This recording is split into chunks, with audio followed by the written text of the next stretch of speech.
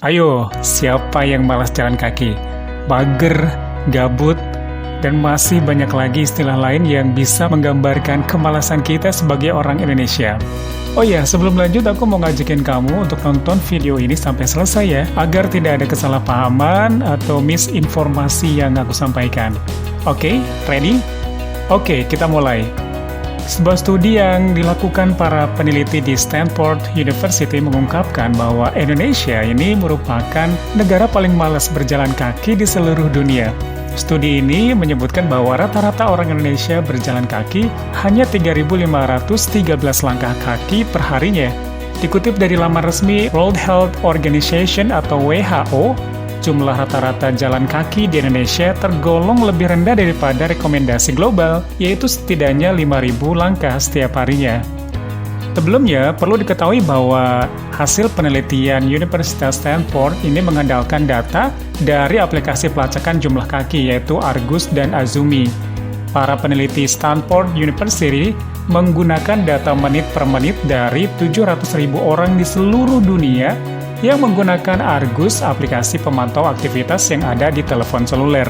Hasilnya, mereka menemukan bahwa warga Hong Kong ini menjadi juara satu dalam daftar penduduk paling rajin berjalan kaki. Masyarakat Hong Kong rata-rata berjalan kaki 6.880 langkah atau 6 km per hari. Di bawahnya ada Cina dengan rata-rata masyarakat berjalan kaki 6.189 langkah per harinya. Dan di posisi ketiga ada Ukraina, 6.107 langkah. Kemudian keempat ada Jepang, 6.010 langkah. Dan posisi kelima ada Rusia, 5.969 langkah. Adapun penduduk Indonesia menjadi juara pertama paling malas jalan kakinya dengan jumlah 3.513 langkah per hari. Bertengger bersama Arab Saudi, kemudian ada Malaysia dan Filipina. Studi yang diterbitkan di jurnal Nature ini juga menemukan adanya kesenjangan di setiap negara antara penduduk yang paling rajin beraktivitas dan paling mager alias malas gerak. Semakin besar kesenjangan di negara tersebut, ternyata semakin besar pula taraf obesitas di antara penduduknya. Swedia misalnya, kesenjangan aktivitas antara si malas dan si rajin di Swedia ini sangat rendah. Dengan begitu, negara tersebut memiliki tingkat obesitas yang lebih rendah. Ini kata tim Altofia, salah satu peneliti dalam studi ini. Para peneliti ini terkejut ketika menemukan fakta bahwa kesenjangan aktivitas juga didorong berdasarkan gender. Di negara yang penduduknya paling malas berjalan kaki, ternyata wanita cenderung lebih mager ketimbang prianya. Sementara di negara yang rajin berjalan kaki seperti Jepang, antara wanita dan pria berjalan kaki dengan jumlah yang sama setiap harinya. Lalu apakah benar penduduk Indonesia ini ogah jalan kaki? Kalau dilihat lagi studi tersebut, ternyata ini adalah kabar lama yang diterbitkan tahun 2017 lalu di jurnal Science Nature. Penelitian yang berjudul Large Scale Physical Activity Data Reveal Worldwide Activity and Quality ini memang membahas temuan menarik. Katanya, rata-rata orang Indonesia ini berjalan kaki hanya 3.515 langkah kaki setiap harinya. Jumlah yang sangat jauh di bawah rata-rata global, yaitu 5.000 langkah per hari. Tapi data ini tentunya jangan langsung kita percayai begitu saja. Sumber data penelitian ini kan masih bias, kelas, dan berorientasi konsep negara maju buatan negara barat. Data penelitian tim Althoff et al. Ini ternyata diambil dari aplikasi pelacak bernama Argus dan Azumi yang hanya ada di iPhone. Smartphone ini kan biasanya dimiliki oleh masyarakat kelas menengah atas yang banyak melakukan mobilisasi sehari-hari dengan kendaraan pribadi.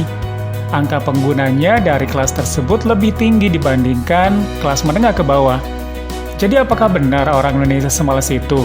Atau memang ada alasan lain yang menyebabkan orang Indonesia ini malas untuk berjalan kaki? Orang Indonesia ini sebenarnya tidak malas jalan kaki, mereka sebenarnya bukan mager atau malas gerak, tapi hanya enggan saja melakukannya karena akses pejalan kaki yang tidak diakomodasi dengan baik oleh pemerintah.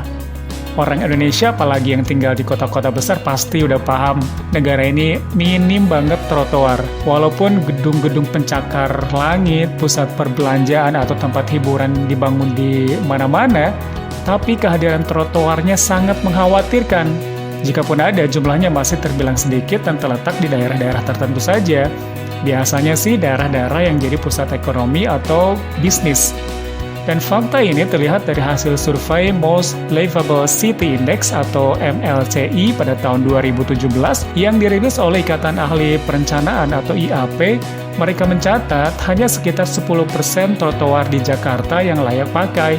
Minimnya trotoar layak pakai di Jakarta pun tidak berbanding lurus dengan target pemerintah untuk membangun trotoar. Jadi bisa dibayangkan kalau di ibu kota negara saja belum bisa memenuhi kelayakan trotoar bagi para pejalan kaki, apalagi di kota-kota lain, kota-kota satelit misalnya. Minimnya trotoar yang layak ini pun jadi refleksi lanjutan tentang bagaimana hampir semua kota di Indonesia tidak punya akses transportasi umum yang memadai. Nah, realitas inilah yang berbanding terbalik dengan Hong Kong atau Singapura. Hong Kong dan Singapura memiliki transportasi umum yang nyaman, aman, terintegrasi, dan tentunya murah. Hal yang tentunya mendorong warga-warganya untuk lebih memilih transportasi umum dan berjalan kaki untuk mobilisasi harian dibandingkan dengan memakai kendaraan pribadi atau taksi yang memiliki ongkos yang lebih mahal.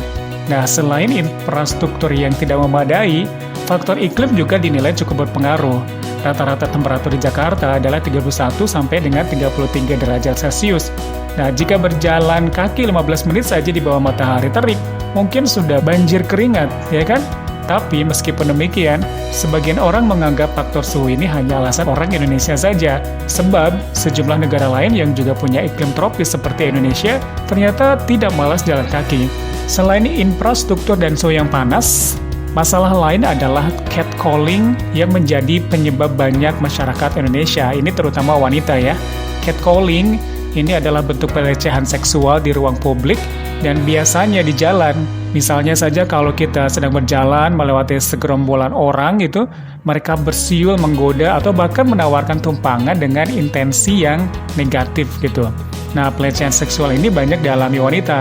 Bahkan ketika mereka sudah memakai masker, tidak peduli juga kamu pakai baju apa walaupun sangat tertutup.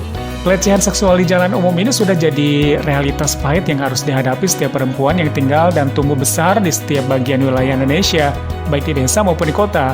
Perempuan jalan kaki rentan terhadap pelecehan ini atau catcalling ini. Nah, jadi kalau dilihat-lihat dari data yang ada, orang Indonesia ini sebenarnya nggak malas jalan kaki. Mereka dan termasuk saya di dalamnya hanya enggan saja. Enggan menerima dampak yang bisa ditimbulkan dari minimnya akses trotoar yang tidak memadai dan enggan menerima dampak non-materi seperti trauma yang ditimbulkan dari kerentanan perempuan pejalan kaki mengalami pelecehan seksual di jalan umum. Ini bukan sebuah pembenaran ya, tapi ini adalah fakta yang berbasis realitas.